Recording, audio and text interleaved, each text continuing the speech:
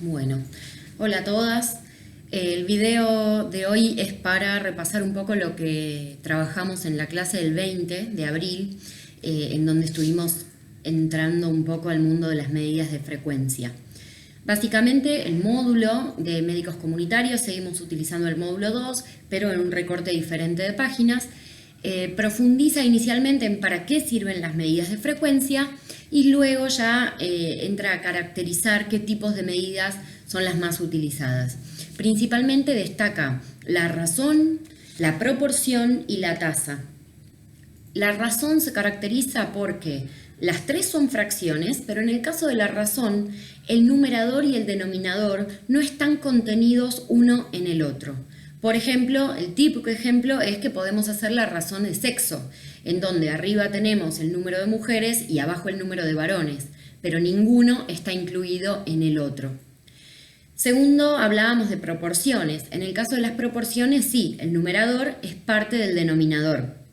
Si esa proporción la multiplico por 100, estaríamos hablando entonces de un porcentaje, ¿sí? Por ejemplo, la proporción de muertes son cantidad de muertes por determinada causa en determinada cantidad de muertes totales, ¿sí? Entonces el numerador está incluido en el denominador y si lo multiplico por 100 estamos hablando de un porcentaje.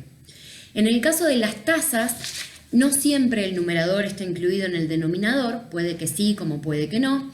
La tasa es una medida relativa, son muy utilizadas en epidemiología y de alguna manera es importante definir el tiempo, el lugar, tanto para las tasas como las proporciones y las razones. Siempre tiene que coincidir, recuerden la tríada epidemiológica, ¿no? Tiempo y lugar, y luego persona, obviamente va a ser un recorte de la población total, pero tenemos que estar hablando de la misma población.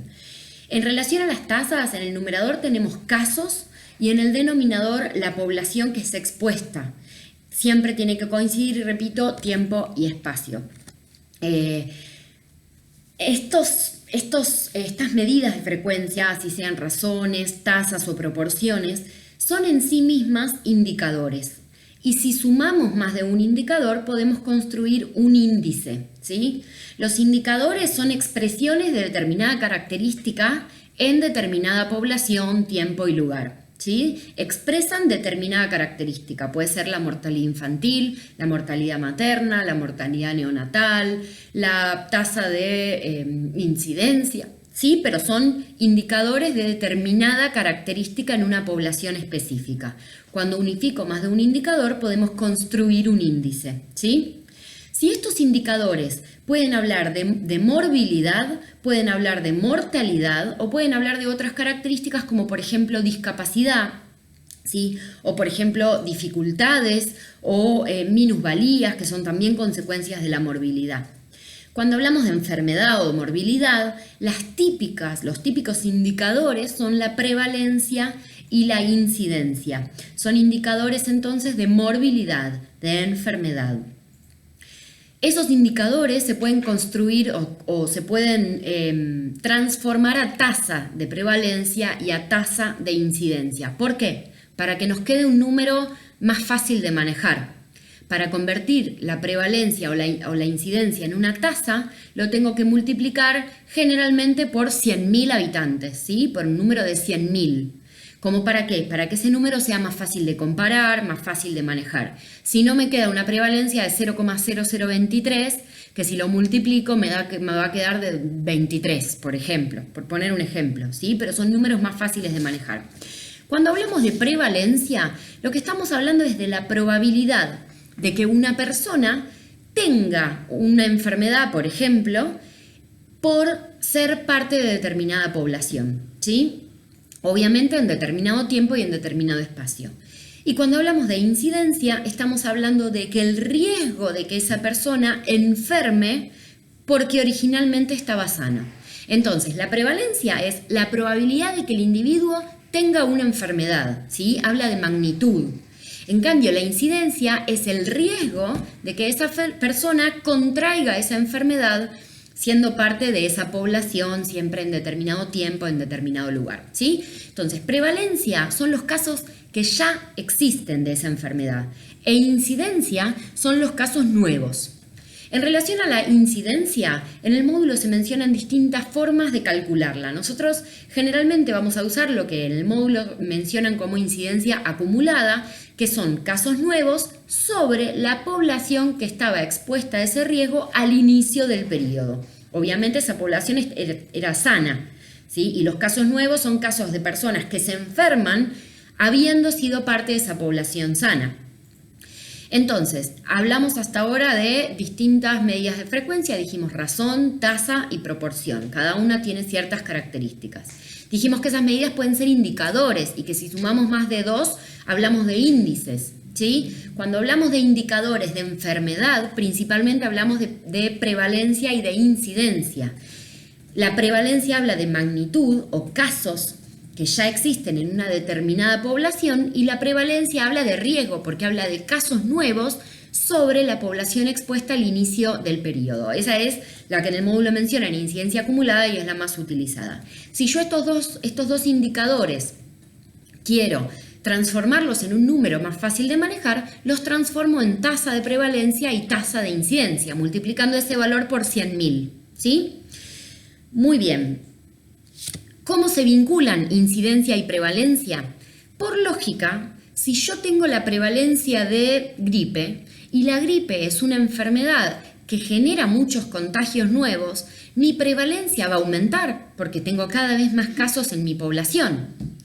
Pero a su vez es una enfermedad en la que hay muchos muertos. Entonces mi prevalencia, ¿qué hace? Baja. Entonces, aspectos que aumentan la prevalencia de una enfermedad, que sea de alto contagio, que la gente no se muera rápido y que la gente no se cure rápido.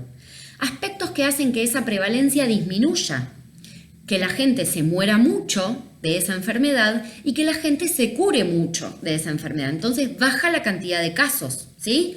Entonces baja la prevalencia. Yo les compartí un material en el que ustedes tienen una especie de botella que simboliza la prevalencia, y el chorro que aumenta el volumen de agua en esa botella son los casos nuevos. Y el agujerito por el cual se pierde líquido son las muertes y las curaciones, ¿sí? Entonces, la prevalencia aumenta cuando hay casos nuevos y disminuye cuando los casos se van perdiendo, es decir, cuando se curan o se mueren, ¿sí? Entonces, distintas enfermedades que tienen mucho contagio tienen mucha prevalencia, porque tienen una gran incidencia. En casos en donde no hay muertes y no hay curaciones, como las enfermedades crónicas no transmisibles, esa prevalencia tiende a estar quieta, porque la gente no se muere rápido y no se cura rápido tampoco, ¿sí? En términos de mortalidad, acá hablamos de gravedad. ¿Cuán grave es una enfermedad? Cuando hay muchas muertes, ¿sí? Hay dos maneras entonces de evaluar. Básicamente tenemos la letalidad. La letalidad se la menciona como proporción, pero sabemos que si lo analizamos desde una visión más técnica, está mal decir que la letalidad es una proporción. ¿Por qué?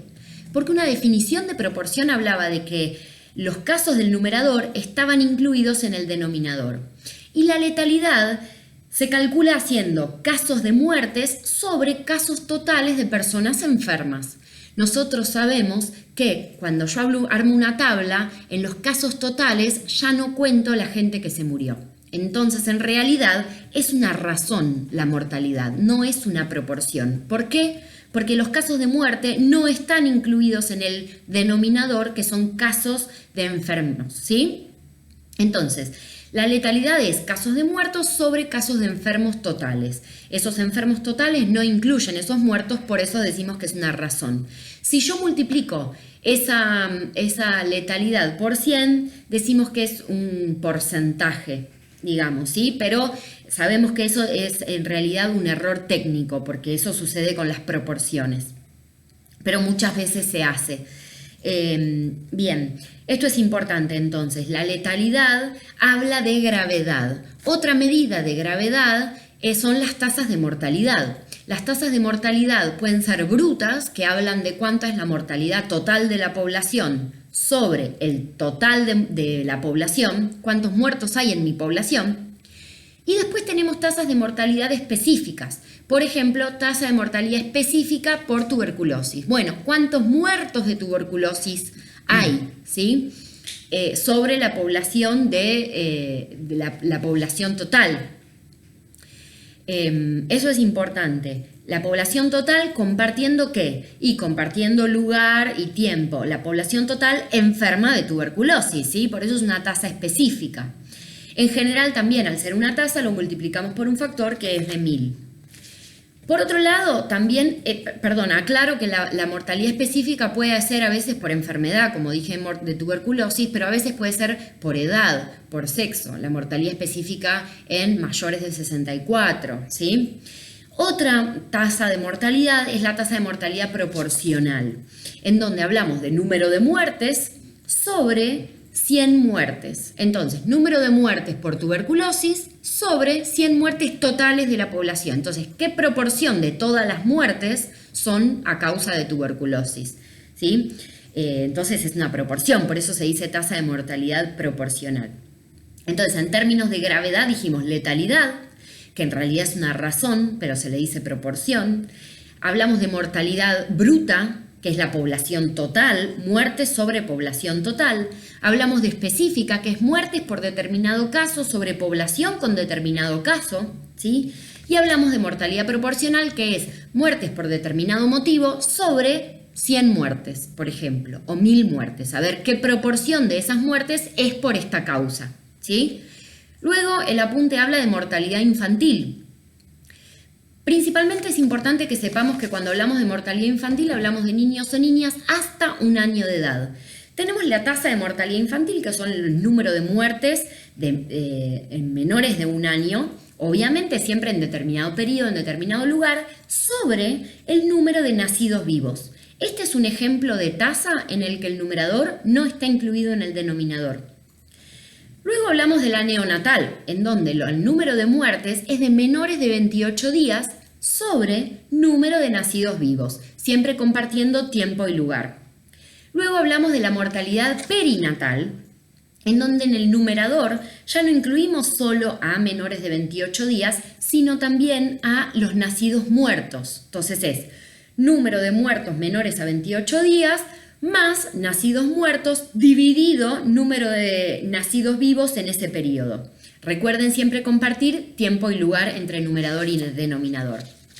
También hablamos de mortalidad materna cuando hablamos de número de muertes de mujeres por causas vinculadas al embarazo sobre número de nacimientos en determinado periodo. El numerador en este caso no está incluido en el denominador, porque arriba hablamos de mujeres y abajo de nacidos vivos. Igual es una tasa, porque la tasa puede que incluya el denominador, el numerador, o puede que no, ¿sí?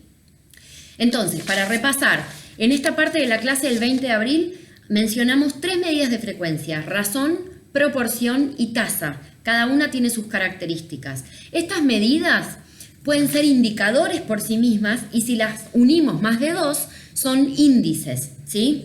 Cuando hablan de morbilidad hablamos de prevalencia, de incidencia y esas las convertimos en tasa. Prevalencia habla de magnitud, incidencia de riesgo porque son casos nuevos, ¿sí? Siempre vamos a usar la incidencia acumulada. Hay vínculos que es importante que comprendan entre prevalencia e incidencia. Cuando hablamos de gravedad hablamos de letalidad o de tasas de mortalidad. Recuerden que letalidad le dicen mal una proporción, pero en realidad es una tasa, ¿sí? Y de tasas de mortalidad tenemos las mortalidades específicas por alguna causa, puede ser enfermedad o puede ser por rango de edad o por sexo, y tenemos la mortalidad bruta que es del total de la población, y tenemos mortalidad proporcional también. Cuando hablamos de mortalidad infantil, hablamos que puede ser mortalidad infantil, mortalidad neonatal, mortalidad perinatal y recuerden también hablar de la mortalidad materna, que son causas de muerte vinculadas con el embarazo sobre nacidos vivos en determinado periodo.